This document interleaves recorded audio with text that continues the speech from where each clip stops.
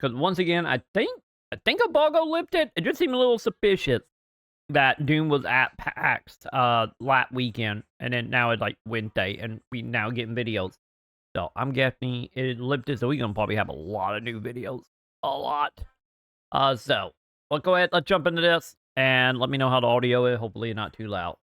As a massive fan of survival games and Dune, I'll admit to being a bit skeptical about an open-world survival game that takes place on the famously barren planet of Arrakis. But after an hour-long presentation of the upcoming Dune Awakening, those concerns have disappeared entirely. Based on the hands-off showcasing of what's to come when this MMO survival game hits early access later this year, it certainly appears that developer Funcom has taken their hard-won learnings from the underrated Conan Exiles and applied it to this ambitious multiplayer world set in one of sci-fi's most beloved galaxies. Whether it was the impressively detailed character creation options, the intricate RPG systems filled with skill trees and craftables, or the absolute insanity of trying to outrun a Shai-Hulud or escape a massive sandstorm, Dune Awakening appears to be on track to become the sci-fi survival game I've always dreamt of, and I cannot wait to get my hands on it. Arrakis is a test. It's good to know we keep it like the RPG now in it, but then again, I did say this is the MMO, so few survive it. Cause that's my curiosity, like which side they lean to more. How do you make a survival game set in an utterly desolate wasteland of sand? Well, according to Funcom, the answer lies in the hidden spaces of Arrakis. Described in Frank Herbert's novels, these hidden pockets of shade and refuge are home to life and microbiomes that will be altogether unfamiliar to those who have only seen the movies. But Dune Awakening hopes to lean pretty heavily on their existence to fill the massive desert with things for players to do. Whether that be finding a pocket of shelter to build a base in, delving into a cave that's home to hostile creatures, or taking down remote enemy bases in search of loot and resources. In fact, the wide-open empty spaces filled with hot sand might be more of an asset than a hindrance, as it allows for a heat stroke mechanic where players are punished for spending time in direct sunlight with some pretty devastating debuffs. Meaning players will instead need to dart from shelter to shelter, battling the elements as they explore the world and its many hidden spaces. I wonder if like the whole like suit that allow you to exist out in the sand. I wonder if that's gonna be like a crop upgrade. Combined with the forever game of the floor is lava that is dodging sandworms of Arrakis, players will need to remain on the move constantly and develop strategies for managing their water reserves, protecting against the heat, and of course, engaging in the never-ending struggle for all-important spice. In one leg of the demo, players work together to claim a massive deposit of spice while keeping an eye out for the ever-looming threat of the Shai-Hulud drawn to their activity in the desert, only to be unexpectedly overwhelmed by a sandstorm instead, which swallowed them and their precious cargo along with them. In another section, a group of players work together to infiltrate a high-level facility filled with rare materials and dangerous enemies, making sure to harvest the blood of fallen baddies to replenish their rapidly depleting water reserves. Before the demo, I had a lot of questions about how a Dune survival game would even work without becoming extremely monotonous in short order, but by the end, I found myself wondering why in the heck someone hadn't made one sooner. Seeing all the clever ways Dune Awakening plans to make brilliant use of Dune's unique lore made me a believer. Yeah, the lore is probably the strong point of this. Beyond the major things Dune Awakening aims to get right, the demo also included all these little details that took my hype to the next level, like how they showed off an incredibly detailed character creation engine that included things like choosing your home planet and origin to decide some of your starting traits and aspects of your appearance, or how the in-depth skill trees and crafting system allowed you to drastically augment your playstyle from a telekinetic mentalist with a bag of supernatural tricks MMO. to run-and-gun soldiers with a bag of high explosives. As someone who has spent a good deal of time with the Dune tabletop... So yeah, pretty much what is happening here, Wag, is they are, which I'm happy about because I've been saying it for years, how survival games are like, at that point, the closest thing we have to like Sandbox, like MMOs of yesteryears, you know, like in the 90s and early 2000s. And they what they ended up talking about doing, like, they did it on, like, little headline press conference thing, what was that, like, probably 3-4 weeks ago now? But yeah, they are pretty much taking a survival game aspect of the whole, like, harvesting and, building and crafting and adding it into a MMO, like a full-on MMO. So yeah, this is supposed to be later this year with beta. Supposedly, like NDA beta is happening right now. It's just kind of running like parallel up to public beta, and then release hopefully soon. But yeah, like I am super interested in the game, Mason, because the whole thing is like I love me survival game. Even if I don't play a lot of them because a lot of them is like bare-bone early access game with a few exceptions. But I do love me survival games. Obviously, MMO or YouTube channel is built upon MMO content. So and then you met Doom in there as well. Like I freaking love Doom so much. So like mixing all that together, and then also being it by Funcom. And, like, I have heard nothing but good things about, other games they have made, such as the Conan survival game. And not just because you can hit people with your dick, but that is a plus, I must add. But, nonetheless, like, I am super interested in it to see where they're gonna go. Cause my main curiosity, hopefully, since this is obviously using footage from the event they had a couple weeks ago, so the new stuff obviously haven't been released out of NDA. Hopefully they will release that. I imagine that will probably be at the net like little direct thing they will do since they said they're gonna do multiple events or live stream events. Because I am so curious to see like the way it's sounding with character customization and skill trees and all that stuff. Like I'm interested to see how that operates with the survival stuff as well. Because if they can, like, nail it, like, right in the middle where both sides are great, this is gonna be awesome. It's just the question gonna be, like, how far in either direction are they gonna go? Yeah, I believe Conan Exile, I believe, is the game they made before this. So the Conan survival game. Top RPG, dreaming up the characters I'd like to portray in that universe, this looks like it'll scratch an itch I've had for decades, and I absolutely cannot wait to get my hands on it when it hits early access later this year. Arrakis is a test. Few survive it. But the humans that do awaken. For more, check out our... But yeah, hopefully they put in, they would do a new event soon, because I want to see that stuff. This is, like, one of the sad things from this year, because I know, at PAT, they were sending out, like, emails and stuff being like, hey, if you at PAT, come see the demo. I wish I could have saw that. Because especially being an hour-long demo, like, I would love to see the more in-depth mechanics on that.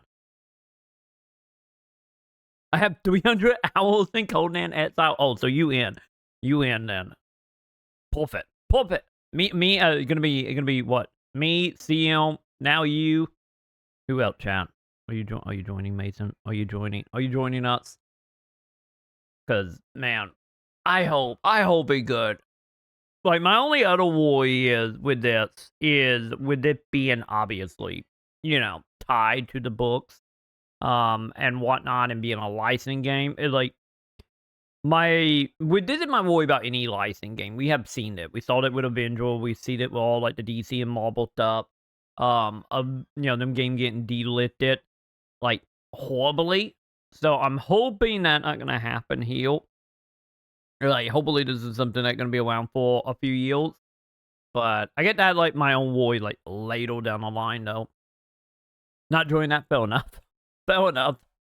But what happened? If we can collect everything and make the pulpit waifu heal. That other thing, I want to see that kill to Quaidor. But I'm not gonna do too much with it probably. I know a lot of people would.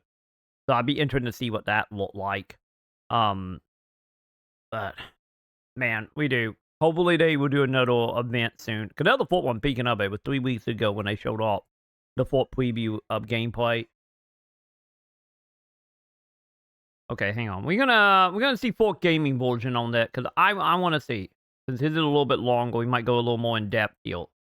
So let's Hey see that everyone, chat. welcome back. So recently we got to take an early look at Dune Awakening, the upcoming survival sandbox MMO from Conan Exile and Secret World developer Funcom. This was a hands-off Oh, I didn't even event, realize they meaning made we Secret didn't get World. to actually play the game, unfortunately. That game but has we did so see much a potential. 30-minute presentation and gameplay walkthrough, during which we not only saw the game running in action, but also got a bunch of new information and details. Let's take a look. So they open things up by showcasing the early portions of the game, beginning with character creation. Dune Awakening looks to offer the Here we go. expected suite of customization options with sliders for your height, body parts, face, hair, eyes, and other features. The general look of characters appeared and was also said to be directly inspired by the recent Dune films, and you can kind of see that in how the characters are designed and their presentation and all of that. So after deciding how you look, you then get to choose your backstory and the starting class. Now the backstory includes where you were born as well as your caste, which determines things like your dialogue traits and unique emotes. The dialogue traits are said to provide additional options when you're speaking with NPCs. Wait, we're gonna have dialogue style here, where you will be granted different responses to questions NPCs ask you,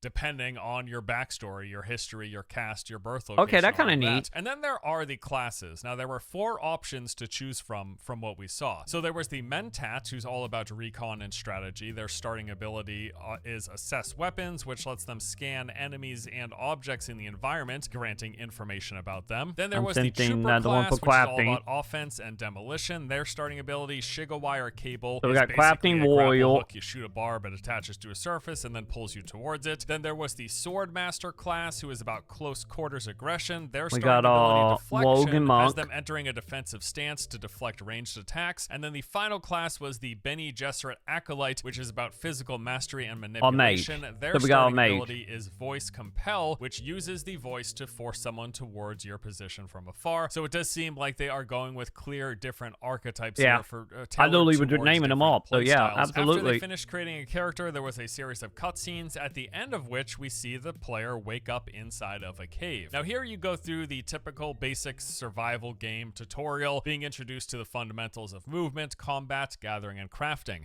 Here's a few notes from what we saw. The first item that you grab in the game is called the Frem Kit. This is a backpack that also acts like a mobile crafting station, letting you build your starter weapons, tools, and consumables. All the usual stuff here. Collect resources in the environment, use those to craft items. At the beginning, you can make like a makeshift melee weapon. There's a glow stick to see better in the dark, as well as the ability to heal with bandages. There's also a radial wheel in the game, so you can slot items to be able to quickly swap between them. These appear to be keybound as well. I feel like that is like default by today's standard. The game features a free climbing system where you can climb anywhere you are able to scale. We were told all structures and terrain in the game. The developer actually specifically said that they brought over the climbing system that was created for Conan Exiles, and then have combined that with a series of additional features like suspensor belts and the grappling hooks that allow for a ton more freedom of movement beyond just scaling walls. And probably a lot faster, I imagine. We then saw another cutscene. Now they did make note here that the game has quite a big emphasis on the story. There are a lot of cutscenes and dialogues that take place as you play through the main story quest line that unfolds before you reach into the end game. After that, we saw the player out in the middle of the sand, which then introduced us to a few more of the survival mechanics. So they did say that when you're out amongst the dunes walking on open sand, any movement or action will draw the attention of sandworms. We saw how they walked out in the we saw one such sandworm emerging from right behind the player. It was clearly a cutscene. It was set up for this moment, but it's just, again, the introduction to the sandworm mechanic. Now, beyond avoiding the worms, you are also having to manage your heat level at all times. So any time spent standing in direct sunlight quickly builds up this temperature gauge, and once the bar is full, you receive the sunstroke debuff, which then quickly drains your water. And finding water and maintaining your water levels appears to be one of the primary survival mechanics in this game. So they say you're going to want to stay out of the sun, you're going to need to search for water, and water can be found from various sources. You're going to be able to pull water from plants to a certain level, and then after that, you will actually need to consume pure water or get water from the blood of wildlife, NPCs, and other players. players. There's also resource harvesting, as you expect. You'll harvest resources from things in the environment, as well as the like you ability to following a salvage line for that. materials from metal objects using this tool called the cutter ray. And they've actually opted for using one of the more interactive ways of harvesting. So rather than just say clicking E to harvest materials from something you're standing in front of, you actually scan any object that's harvestable. This will reveal its weak points as a line, and then you have to trace along that line to actually harvest materials from it. And they meant I'm happy I was white about that, because that reminded me kind of, I don't know if this have changed, but it kind of how it worked in Warframe when you did crafting. So I thought that world that were going. So happy to know I was white about that. That as you progress through the game, the rarer materials will have more complex patterns for you to trace. Next, we got to take a look at the enemy outpost. These are locations that will be full of valuable loot, resources, collectibles, and of course, NPCs for you to stalk and eliminate. And this is where stuff gets interesting for me, because I love clearing out enemy camps in pretty much any open world game, any survival game, whatever. This is one of the kind of gameplay systems that I really like engaging with. Before we dive into that, though, here's a quick word from today's sponsor. Oh, no, Today's video is sponsored by Marvel Rivals. No sponsor. We are here for Doom. Also, what the hell is up with this game? I've been seeing so much about this on TikTok chat. And Marvel Overwatch is what it is. But I do agree it doesn't look horrible. But anyway, back to what we were doing, chat. Be sure to check out the link in the description below. All right, now let's talk about NPC bases and the game's combat. At this point, they actually swapped to another character, showing us a different class in action. They had crafted what is called a passive suspensor belt, and this basically let them going to bed now. Good night, Troy, and check Troy my heart. Get some sleep, Sam. I will see you in the morning. I may still be live by the time you wake up. Also, have fun with your dad. Have fun, Sam. Also, yay. Dune. Yay. Hopefully this year, see him. Hopefully don't get delayed. And also, hopefully in the video now I will. Especially if it's only on PC. But soon see him. We're going to be getting eaten by sandworms. They're going to happen. Or hover anytime they jumped into the air off of an object. What was neat about this, though, is that this action actually preserves momentum. So we saw the player use a grapple hook to quickly pull themselves up onto a ledge, and then they activated the suspensor belt, which had them gliding, carrying that momentum, which basically kind of slingshot them up into the air, letting them go further than they would be able to otherwise had they just quickly used the grapple becoming hook. I'd like to see this kind of more interesting and engaging traversal mechanics. In fact, at this point, the developer said that their goal was to try to make traversal fun and engaging, because moving around the environment is one of the things you'll be doing most. Besides gathering, crafting, and doing the combat, you're going to be spending a lot of time moving around. So using these tools and abilities combined with the free climbing system gives players the ability to approach many encounters however they like. And they said, as an example, you know, a lot of outposts will be in like these outcroppings or rock formations. So yeah, you can walk in the front door of the outpost and start taking out enemies head on, or you can climb up and kind of fall in from above, sneaking around, or we're gonna do sneaking you to approach it all but they goes want to have south. a lot of variety, and then gun blazing. The traversal feel engaging rather than just climbing. And hope they don't have shields. You got the grapple hook, you got the levitation ability with and different other class skills that you'll be able to use that play into more engaging and dynamic traversal mechanics. Once inside the outpost, we got to see some combat and action. So the player snuck around for a little bit in a crouch position, moving around the base stealthily before pulling out this Mala pistol to take out a few patrolling guards. So the character that we saw was actually the trooper class, and they had the grapple hook ability as well as a just regular frag grenade. Now at this point, we were told that in addition to any ranged and melee weapons that you use in combat, at any given time you can select 3 active skills and 3 passive skills to have currently equipped out of a variety of options. There are classes, as we mentioned, with those classes come skill trees, and from those trees you can kind of pick and choose what you want. Okay, hang on. What we got? So we got crafting technology, skill, journal, social. Okay, so for this, what is this? This is 5 skill points. Level 1, use again nearby characters and objective. Enemy will be shown the archetypes, and trap will be shown the damage type they dealt. Wait, so we got like elemental trap damage, huh? Oh, we're gonna screw up so many players with that. Holy hell. a starting class, it seems like you do have the option to pull skills, active and passive abilities from the other class trees as well. I assume there's some sort of limitation, like maybe you can only fully specialize in your starting class, but you can still pick some of the earlier skills in the other tech trees. So we're gonna do like sub job type of stuff. Fine enough. Now nothing really stood out either for better or worse. I will say I thought the sounds and the impact animations, like how the enemy AI reacted to being hit and shot in combat, that looked decent. If anything, on the negative side, I would say the character movement appeared a little bit stiff. It didn't really seem bad by any means, but it just looked a little rigid. That's just something I took note of while we were watching hopefully this. That's Overall, something to be bit in time. It seemed fun enough watching the character move through the environment, sneak around, take out enemy NPCs with ranged and melee, using their skills, tossing grenades.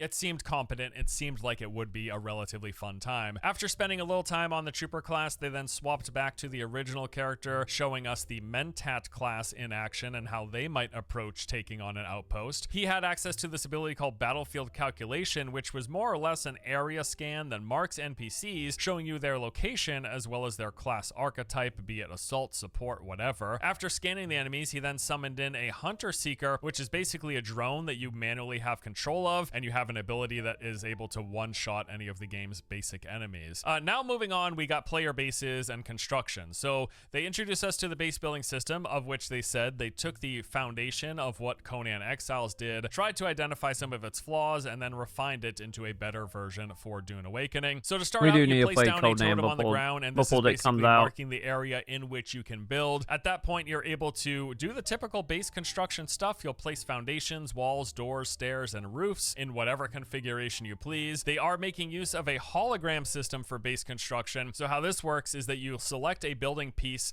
and place it, and then a hologram appears. At that point, that hologram can be filled and completed by anyone who brings the resources to it. This is a great multiplayer method of doing base building. I have loved it. Just like this idea that you can place the template and then your teammates working together can help fill it instead of people having to do and Powell did it well, right? You also have access to a special tool that lets you make blueprints of any building in the game. No, with Nightingale was copy an exact structure that you like. If you see a structure in the environment, you're able to copy it. This is cool, and then to be honest. Lets you place it elsewhere in the world and then just fill in the hologram parts yourself. This even lets you do things like pre-build structures that you can take with you on the go and drop to fill quickly. This will be especially useful in PvP zones where you... And also, they did state the areas or the buildings you make, you can also make blueprints of them and then sell them to other players. So I'm curious, that's the other thing I'm curious about, is like, how is the market going to operate? Is it going to be like a auction house type of situation? Or is it going to be more like, I believe Past Exile do it, where you have to like meet up with a person and be like, hey, I got this item, give me money. And you like trade it for money. So I'm kind of curious to see how the whole economy, the economy side of this is going to work out with the player. Because they just said you can make up and then sell it to other players.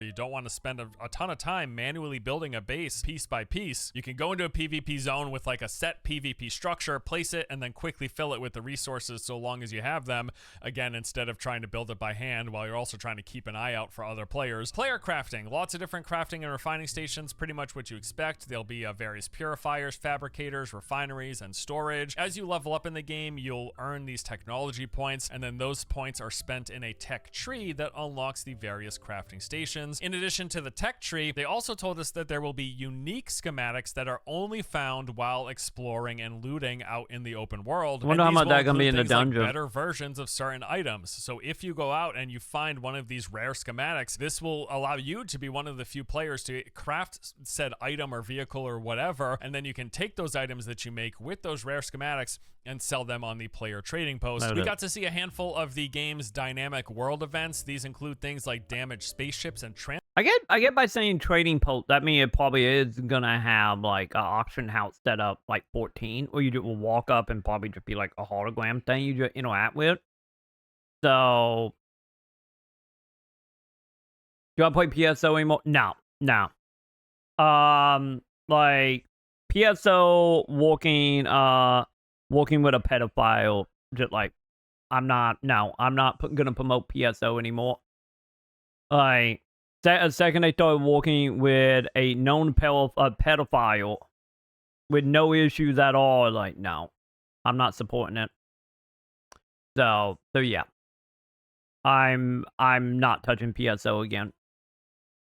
Transports that will fall from the sky. These leave a trail of thick black smoke. They will carry unique and valuable resources not found anywhere else, so you will want to head out and salvage them whenever you see one of these ships crashing into the sands. However, this is also going to attract things like the sandworms and other players, which they said is used to create these tense situations where you'll see this ship crash happening and you'll want to go to it to get its valuable resources, but you're going to have to be careful. Is the sandworm, was their attention drawn enough, and are they coming? Are other players coming to kill you, or not even just to fight you, but even other players competing to harvest the I wonder if the sandworm gonna be like RNG, or is it gonna be like, again, all used to like try to create these tense dynamic public, moments. like, Other things feel they have for up events ball type of include thing at for the the summon. nighttime, there are these large military ships that scan the planet looking for escaped prisoners, which you happen to be. So you'll have to pay attention to where these ships are and when they're passing by, and you need to avoid this massive sweeping searchlight, because if you get spotted, they will then send down an elite squad of NPCs to try to take you out. And I assume if you're good enough, you can actually deal with them, and there's probably some good rewards for doing that as well. And then, of course, another big event that you'll be dealing with is the sandworms. They said that these exist as a constant threat throughout the game. You cannot outrun them, and you can't beat them because they're not an actual boss you can fight. The only thing you can try to do is avoid them and escape if you do draw their attention. So as we mentioned earlier, when you're moving in the open sands, anything that you do while in this Wonder if we're gonna get will a draw the guild attention of for the the walking on the sandworm. Now, sand. you're going to want to still go out into the open sands because Wonder there that are can be a lot like of valuable a resources level and loot thing. there from those crashed ships, but also from the spice blooms. So there's a threat meter anytime you're on the sands that basically gives you an indication of how much attention you're drawing from the sandworms. Once this gets high enough, the sandworm will then appear. You're actually going to see it bursting out from the sand, making a loud commotion. So if you don't see it, if it like bursts behind you, if you don't physically see it at first, you're definitely going to hear it. You turn around, you see the sandworm like coming up from the sands, and then at that point, it chases you like a shark skimming the surface of the water, chases you with its mouth wide open, and the only thing you can do is to try to get away. You can't outrun it though. It's faster than you can potentially be, so you would either need to get into an air vehicle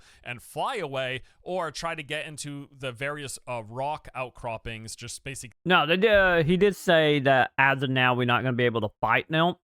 So I get it more of just like, I get it more of just like something else to just worry about to make that areas unsafe. You know, like the thing I talk about all the time with like the whole how MMO, when you leave cities, that they don't feel like they're in no threat to them anymore. Like how EverQuest was, how Final Fantasy 11 was. It seemed like the Sandworm is kind of channeling that a little bit of just being like, hey, if you out and about, like what you're talking about in open sands, is more of just something to worry about and something to be well of. So you know you're not just like, you know how like a lot of MMOs and survival game where at certain points you get kind of like, you know, you're wanting the content and not any really thinking at all. You know, you're kind of phasing out. I think the Sandworms are there to, you know, kind of stop that from happening. Like, don't get me wrong, I imagine when people figure out how to deal with them easily enough, it will happen. But it seemed to be more of just a thing that's going to be something for you to worry about to try to gain your way. Islands of rock that are separate from the sand, and the sandworms can't go into the rock. So they can chase you on the sand, but if you get to the rock, you're safe, and that's basically the mechanic that you're dealing with. They did say there are items in the game, such as these thumpers, that can be used to distract the worms. However, once a worm is alerted to and starts chasing you, your only option is to run. They follow you at high speed, skimming the surface with their mouth wide open until they catch up, or until you escape to the safety of one of these rock islands. Now, next, the developer brought up the fact of the fact that they're calling this game an MMO. They said, hey, people ask us all the time, why are we calling this game an MMO? What makes it an MMO? And to which he said, the game is a series of connected servers that are all seamlessly interconnected with each other, and some of these include social server areas, such as these things known as player hubs. This appears to me to be very similar to how things like the tower work in Destiny. Here you're going to see a large number of other people running around. Central this City is and where, PSO. besides other people, you will also find quest NPCs NPCs, trainers, merchants, the player auction house, guilds, and factions. And that was pretty much all he actually said on the matter. He didn't go into further detail. I think that's probably something they're MMO still working on, elements it probably. has. Now, from this, I get the impression that outside of the social hubs, all of the zones in the game will make use of phasing. So they're going to have like a set limit to the number of people you're able to see in your particular version of that zone's server. Again, And then it's likely like, in the PvP zones, they will allow for a higher cap of players to allow for that large-scale PvP combat that they've talked about. But otherwise, it'll be somewhat limited in the PvE zones. You know, at this point, most MMOs nowadays use something like this. We're very rarely seeing these locked real shards MMO that just have anymore. like a set player cap, and then everyone on that server sees all other players in that server. Wasn't, am I right? I could be wrong about this, but at least to my knowledge, wasn't WoW the last MMO that actually did like the full on like, you know, thousands of cap in zones? Because like just thinking about it, like no other MMO really come to mind that don't do like the instant stuff anymore. Like PSO do it, Tower Fantasy do it, Diablo 4 does it. I think didn't Guild War 2 also do it? So just like as far as like actual like everybody on the same server. I get maybe ESO. I guess we're gonna find out. We're gonna be playing ESO in a bit, but I feel like WoW was the last one that actually did use like, you know, everyone in a zone without cap. See a lot more phasing where you might go into one zone and you're going to see people in that zone in your version of the server, but then maybe your friends could also be in that zone, but you won't see them unless you group up with them, or maybe the game does it dynamically so that anyone on your friends list also kind of what I'm hoping, because this is one of the things I will give Sega credit on this, of having it, well, you know, when you enter a zone, you can actually see how many rooms are there and how many players in each of the rooms. I feel like more MMO need to make that information public. So hopefully it should be like a PC or maybe a setting, and you know, in your starting backpack or something that will allow you to do that. Because it'd be really nice to be like, hey, I'm on block 5, and just jump to block 5 and then come find me. You know, like that would great. I will give Sega credit on that. So hopefully that will take that instead of just let's just shove people on random servers and hope you already have them on your friend list. Goes up on the zone, but it's phasing, it's not server shards. That's my assumption from what he described here. All right, the next interesting thing we saw were these eco labs. Now these were described as equivalent to dungeons in other games. Of this, the developer said he likes to think of them as the vaults in Fallout. They have been sealed for 10,000 years, and when the war broke out in the game's story, people started exploring more, and as a result they began to unlock and uncover these locations. So yeah, these are like dungeons. There'll be distinct areas where you go in, you clear enemies, and you collect loot. Sometimes there'll be bosses. Sometimes you'll go in and they'll be inhabited by tons of NPCs from various enemy factions. Other times they'll be fairly undisturbed and instead give you various new interesting experiments, puzzles, and obstacles for you to try to overcome. You know, I get Fallout pretty accurate down. That's how they are. With ideas and locations different from the standard deserts above, introducing new landscapes and environments that aren't just sand absolutely everywhere. In fact, in the one eco lab that they showed us, it was like a tundra themed location. There was a ton of ice and like snow and frostbite all over the place. So yeah, these eco labs are going to let them deliver an experience that isn't just sand all over the place, which I think is really good, because that's probably one of the concerns that people had with this game. Like, how interesting is it going to be exploring the desert for 100 hours? Well, yeah, because that's the thing I talked about as well. Just like yeah, I get the whole Alackets, because you know, when people think of Doom, they think Alacket. But with that being said, like the universe itself is big enough. Well, like I hope eventually we will have, you know, other planet, other cultures, and not just Alackets. But who knows if that's gonna really ever happen? But it would be nice. So Elite this he'll do make me feel a little bit better about the whole just being on Alacket. And so yeah, hopefully eventually we will start getting a fansion where we'll start traveling to other planets or something.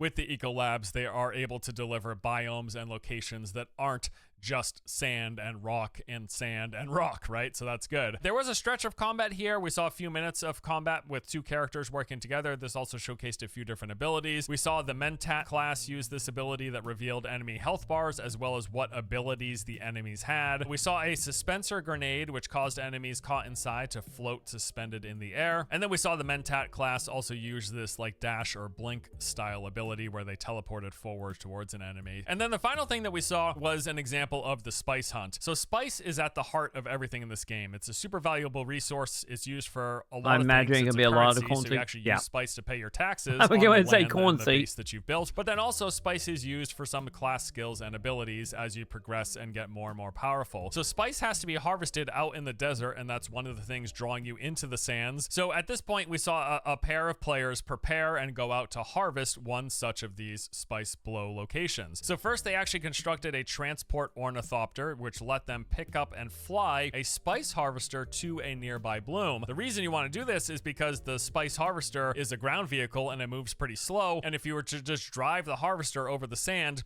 you would never make it to the bloom before you attract the attention of the sandworm and got swallowed whole. So you use the transport ornithopter, you go up and you pick up the harvester, and then you fly the harvester towards the blow. That lets you then drop the harvester down and start harvesting. So while one player was doing that, the other player was up in the ornithopter, flying in the sky and just scouting out, looking for enemy players that might be coming, paying attention to see for any signs of an upcoming sandworm. But then also, at that time, while they were harvesting this location, we saw a sandstorm appear on the horizon, moving very quickly towards the players. Now, this was obviously a pre-scripted event, but the assumption is that while playing the game, it's dynamic, and as you're playing, sandstorms will roll by. You don't want to get caught in the sandstorm because if you're not sheltered, it kills you. So what happened was, as the sandstorm came in, we saw the ornithopter pick up the harvester, suspend it in the air, and then start flying in the opposite direction of the sandstorm, trying to make it recover. But of course, it wouldn't be dramatic if they didn't get swallowed whole. So the sandstorm then came in, engulfed them, fade to black, and that was the end of the presentation. Again, clearly this was pre-scripted. It's not that just like a sandstorm just so happened to roll in. You know, they set this up so that it happened, but it will be dynamic in the game. That is the assumption. You will just periodically get sandstorms coming in from different directions. You'll get some sort of a warning, I assume, or which is probably another reason for being able to like dump down like houses. And then they will have to try to get to cover as soon as possible. So that is the whole presentation. Basically, that is a rundown. Again, this was a gameplay presentation, so we were watching gameplay of the game being played in action, where they showcase these various aspects of it.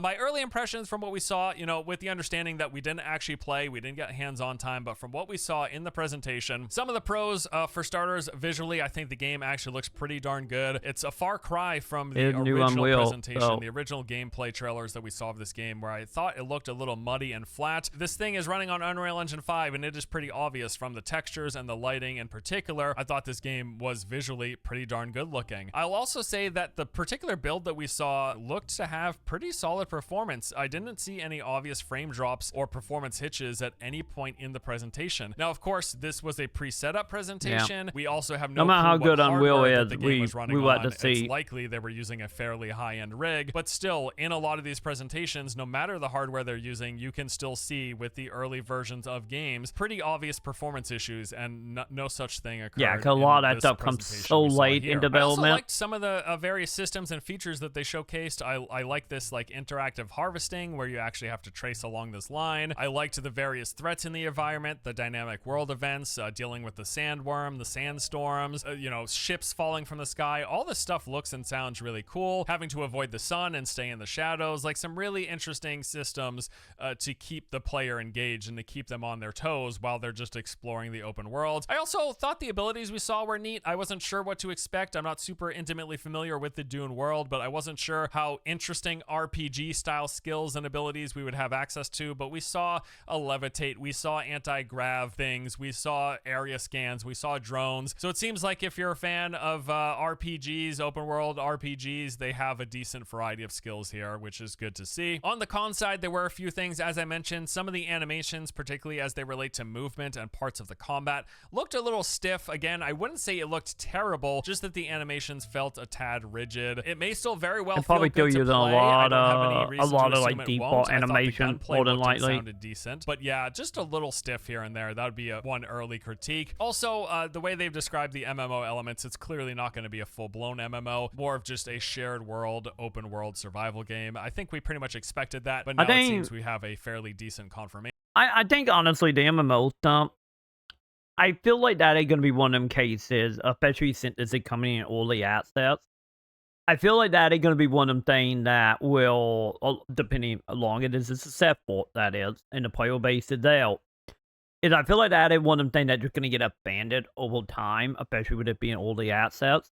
Because it's like, obviously for early access, you know, you wanna get like the gameplay loop down, and then start adding the more like, you know, the social aspect and the stuff that, you know, you normally see with MMO, you know, the social, the progression, the equipment, all, you know, like all that stuff will probably be one of them cases that will just slowly roll out into 1.0.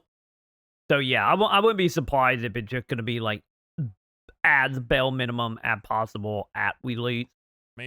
My assumption, again, is going to be that in the PvP zones, with them calling it MMO, they obviously got some desire to get there. Or whatever, that is going to be the highest density of players in one location. But as you explore all the other zones in the game, it's probably going to be fairly limited due to whatever phasing tech that they use. Also, speaking of which, they didn't show any of the large-scale combat, what they are calling combined arms, where you have hundreds of players running around fighting on foot with melee, ranged weapons, and skills, along with all the vehicles, the ground and the air vehicles, and the explosions and the tanks and all that stuff. We didn't see any of this whatsoever. It was all really refined to the perspective of 1 or 2 players playing in a group. Besides them walking around the social hub, we didn't see any open world exploration or combat with more than 1 or 2 people, and we definitely didn't see that large-scale guild fighting that they are selling this game on. So maybe they're saving it for future demonstrations. Maybe it's just not there yet. Maybe in the current build it doesn't perform well. Who knows? Yeah, it probably doesn't perform that well right now, because that is one of the main selling points that they are pitching for this the game. But yeah, there you go. That is the preview that we took 9 months to a year exclusive event to see Dune Awakening. I like what I see overall. As always, hey man, I'm excited, looking forward to new games, hoping this is a good one, as is always the case. But that is gonna do it for this video. Yeah, okay. I give Fort credit on this. So, like, yeah, he went way more in depth, which I highly appreciate. Because the night actually getting like since IGN ones that were kind of like quick notes, actually getting more detail on this stuff. But here you go, chat. I imagine Force will probably be making more Doom video as it progresses. But yeah, like, with answering some of my questions, I still got plenty. I feel like for every question they answer, I get like 10 more. Like, kind of how it goes. But hopefully soon, because he'll again with the Doom Awakening Direct. Hopefully we get a second one soon. I'm hoping that second one will probably go into, you know, a lot of stuff that happened here. I imagine a lot of it will probably roll into that from behind closed door to public. So it's going to be fun to actually see how that progresses. It really nice how, you know, lucky enough with Forts here, we did have some screenshots, some overlays and stuff. And the character customization seemed interesting. So, like, what was that? 4 classes, elite in it, beta, demo, build. I get more just a slice. But yeah, I will absolutely be covering more Doom information as it comes out. Because I love survival games. I love me some MMO. I love me some Doom. So, we'll actually be doing more of that. And I will let you guys know whenever they announce something again. Since it will probably go up on YouTube, make sure to thumbs up, subscribe, hit all the bells. If you're watching it live on YouTube, do it anyway. Hit all the bells. Yeah, we do that over here on twitch.tv/TroyMaconn. We live right now, if you can't tell by chat. So come on over. And with that, I think that will do it for Doom for now. Hopefully more information to come soon. Hopefully sooner than later, chat. I want to play it. I want to play this. Soon, chat. I hope.